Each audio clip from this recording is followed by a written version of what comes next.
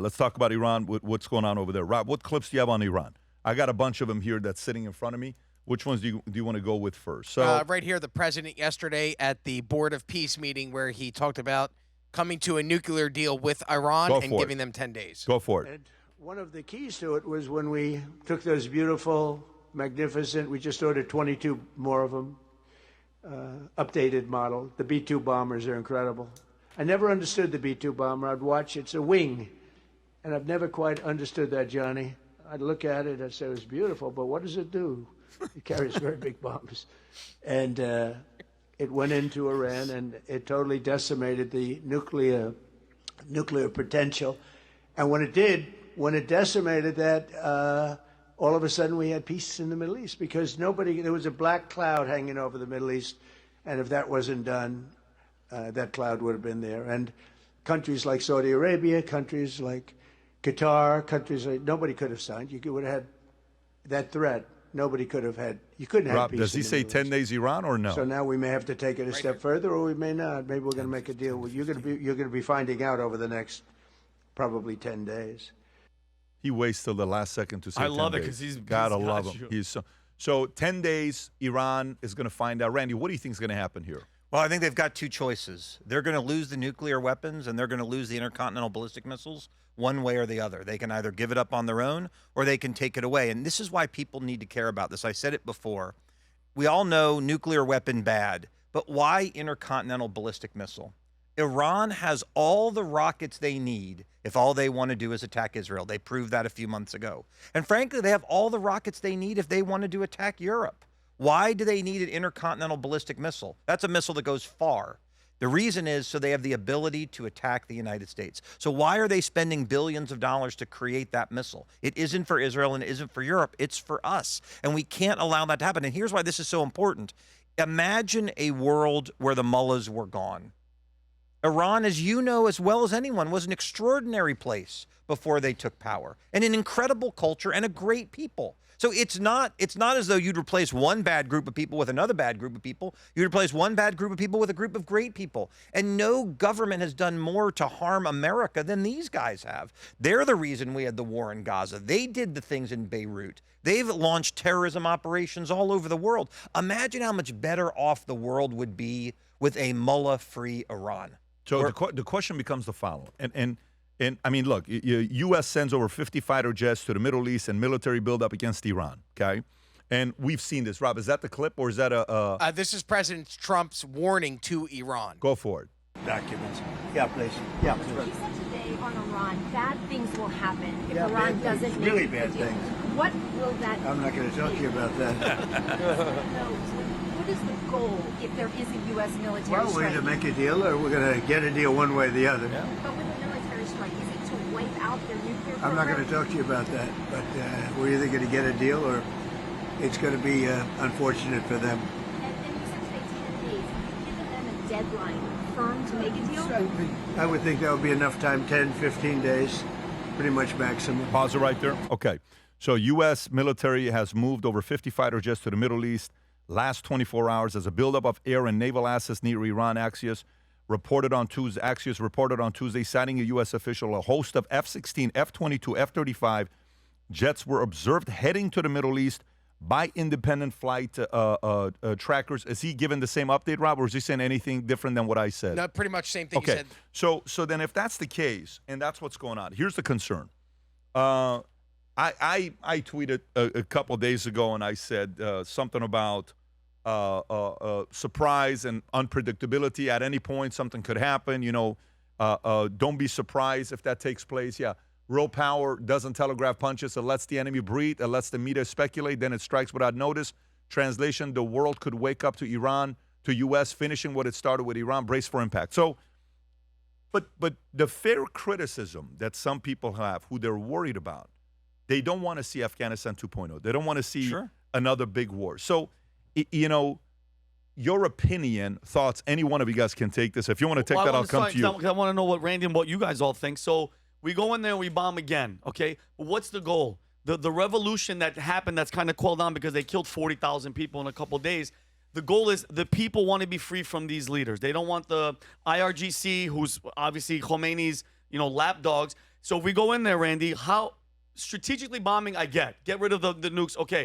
But what about the infrastructure? Meaning, if Khamenei's dead, all of his generals and everybody are still going to be answering to him. How? Cause I think personally they don't have a leader set up for us. I don't want to say install, but like Reza Pahlavi, the prince, he doesn't want to go there. How? It's strategically. How would you go in there and bomb and then afterwards say, okay, we're going to put in, or this person's going to be the leader. Now everybody in this military, you got to follow that guy. I think that's a very difficult situation. And I think that's why the president has been so thoughtful in doing this, and it hasn't happened very quickly. But look, everyone had this same concern in Venezuela as well. Oh my gosh, we're going to have another big old war. It was done and over before most people even realized it happened. Same thing with bombing in Iran, the nuclear development sites a few months ago. So they have a plan. The concern is real. People should always be worried about what is the long-term effect. But I think the ultimate goal is in Iran that can't kill, by some estimations, 40,000 people over a couple of days because they want freedom. That should be something we all want to happen, because think about how many people Iran has killed.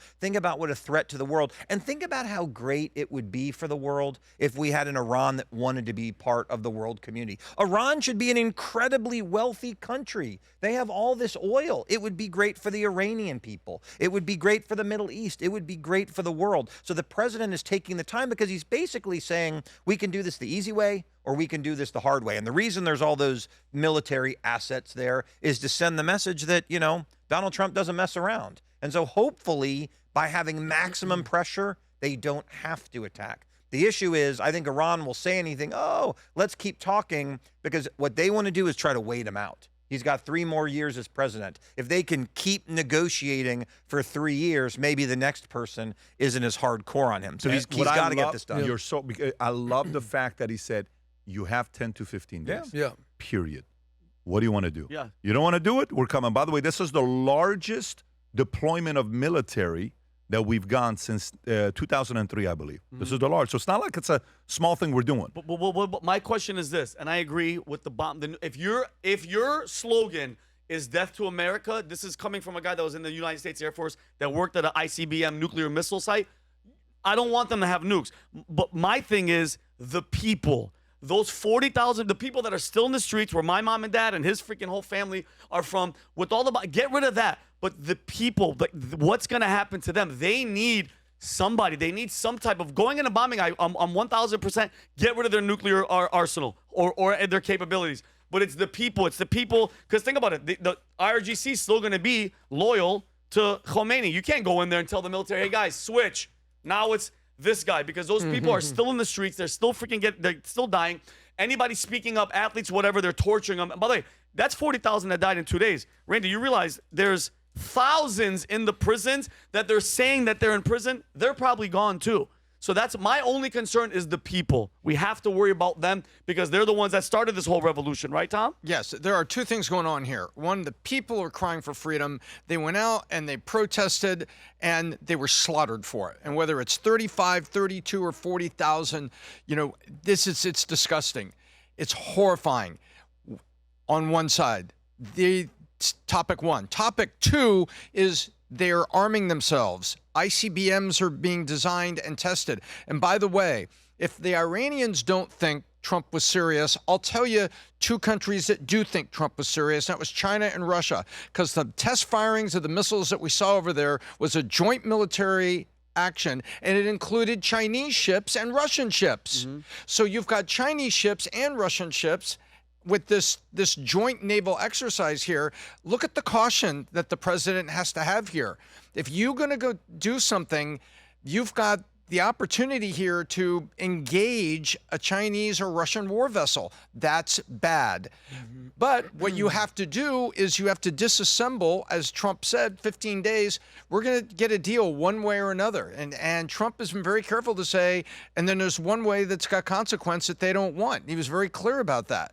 And so people need to pay attention to what's going on here, because Russia and China are puppeteers in the background, and that's a joint military action going on there. At the same time, the largest buildup, as you correctly, I looked at it, Pat, you're right, the largest buildup since 2003. Yeah, this is not some small. So the criticism is a fair criticism that the administration is getting. By the way, Rob, can you pull up the poll you just did? I love this poll. I love this poll. Don't pull it up. Let me ask them. Rob asked the question, do you support a U.S. strike on Iran? What do you think the percentage is? Yes, no. Very simple. Our yes or audience. no? What do you think it is? Mixed. 65% yes. Our audience, 40% yes. I'm going to go 80. 80% yes? I'm going to say sort of 50-50. 50-50? Okay, Rob, go to it. I'm actually very surprised by this. And look at wow, that. 60. 60-40. Jake, you said 60-40. 60-40.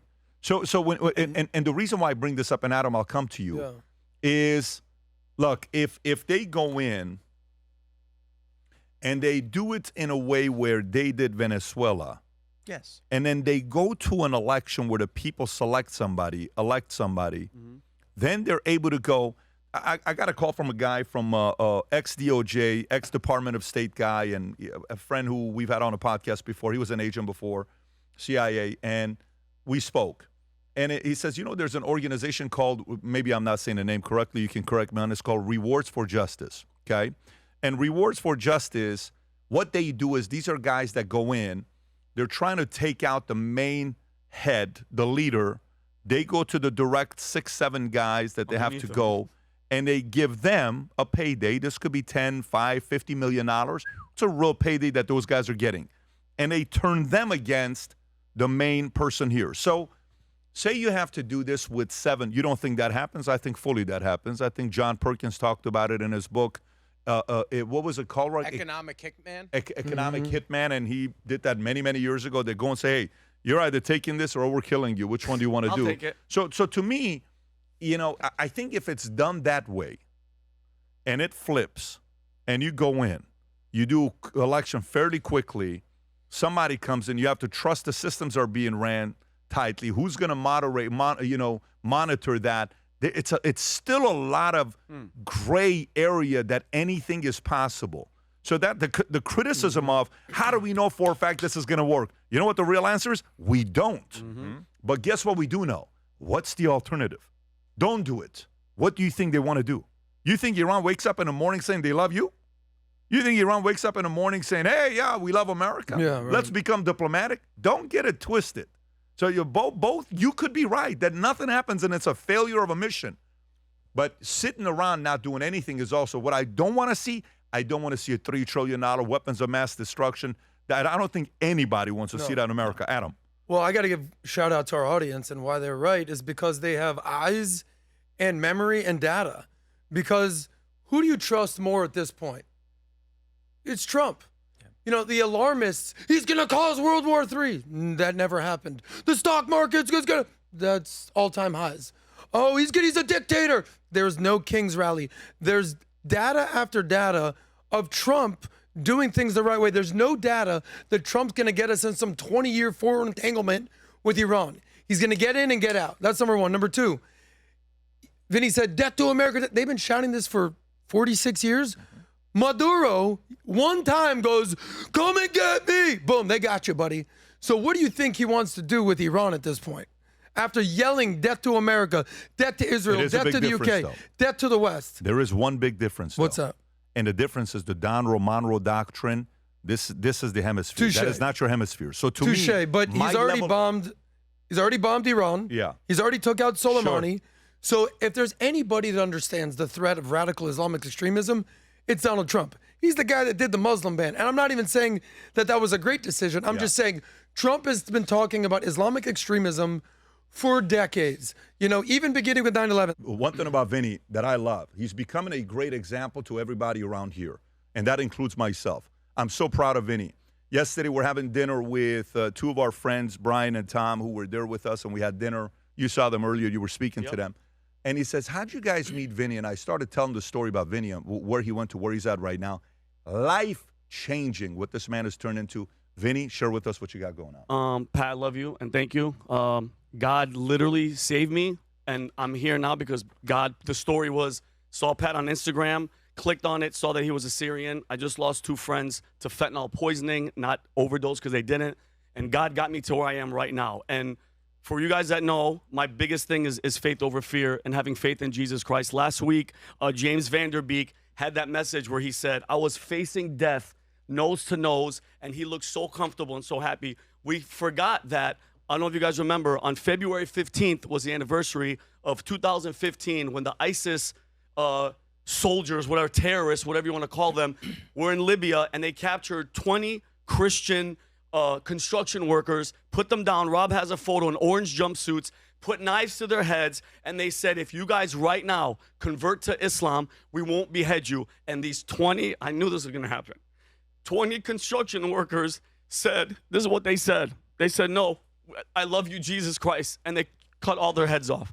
I know I talk about faith over fear. That right there is, these are construction workers, Pat. They're not priests. They're not the Pope. They're not, these are just regular guys that all sat their hands tied behind their back and they said, nope, we believe in Jesus Christ. That is the epitome of faith over fear. God bless them. God rest their souls. And that is it. Because Jesus said, by the way, John chapter 14:6 said what, Tom? I am the way, I am the truth, and I am the life. Nobody gets to me except through the Father, except through me, through Jesus Christ. Period. Absolutely. People, they were in fear at that time. There was early persecution going on. If you were a Jewish person at that time and you were now listening to Jesus, the Jewish leaders of the time were like, this rabbi here is a heretic. He's saying things that are way out of bounds, and persecution started, and they were scared. They were scared. And that same passage where he says, I am the way, right before that, he says to Thomas, he said, do not let your hearts be troubled. I am with you. And it takes strength. It takes strength in knowing where eternity is, to sit there and to as Christ did on the cross, just to give it up and saying, look, I am not going to betray my Savior. I am not going to be the heretic on this side. And it says, take my life if God allows you to take it. Because if you do it, God is only permitting it, not causing it. I love it, Tom. Yeah. I love it, Vinny. So yeah, and that was it. And I just want to make sure I'm the way and the truth, the life. No one gets to the Father through me. And it's just that right there is the epitome of faith over fear. And I just can't. It's almost as if every week something else is happening that's proving it and showing it. And I pray that I have that much faith if it ever comes down to it. And I pray that I get it. Got it. Awesome. And by the way, I love seeing the faith over fear hats, shirts, everything that you got. If you feel the same way, go to vtmerch.com. Place an order for yourself, your family, and your friends. If you enjoyed this video, you want to watch more videos like this, click here. And if you want to watch the entire podcast, click here.